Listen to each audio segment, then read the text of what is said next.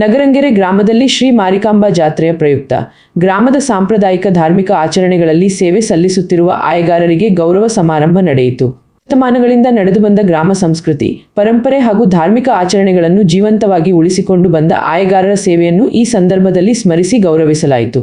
ಕಾರ್ಯಕ್ರಮದಲ್ಲಿ ಆಯಗಾರರಾದ ಮೂರ್ತಣ್ಣ ಶಾನುಭೋಗರು, ಶಂಕರ್ ಯತ್ನಾಳ್ ಗೌಡರು, ತಿಪ್ಪೇಸ್ವಾಮಿ ಗೊಂಚಕಾರ, ಓಬಣ್ಣ ತಳವಾರ, ನಿಂಗಣ್ಣ ಪೂಜಾರಿ, ಫಲಾನೇತ್ರ ನೀರಗಂಟಿ, ತಿಪ್ಪೇಶ್ ಹಿಟ್ಟಕ್ಕಿ, ಸುರೇಶ್ ಕೋಣಕ್ಕೆ ಮುಕ್ತಿ ನೀಡುವವರು ಸೇರಿದಂತೆ ಆಚಾರ್ ದೇವಿಯ ಪ್ರತಿಷ್ಠಾಪನೆ, ಸ್ವಾಮಿ ಸರಗ ಹಾಕುವವರು ಹಾಗೂ ಅಸಾದಿ ಸೇವೆ ಸಲ್ಲಿಸುವವರನ್ನು ಸನ್ಮಾನಿಸಲಾಯಿತು.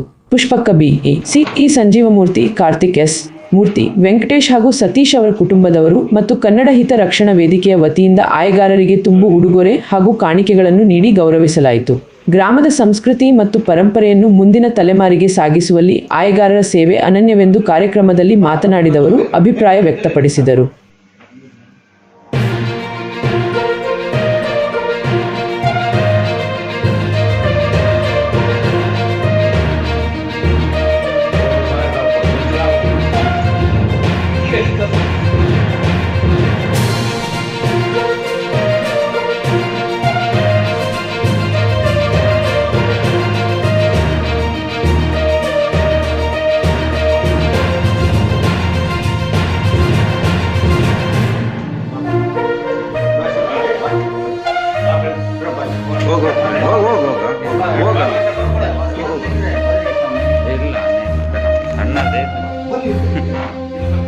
ಇಲ್ಲ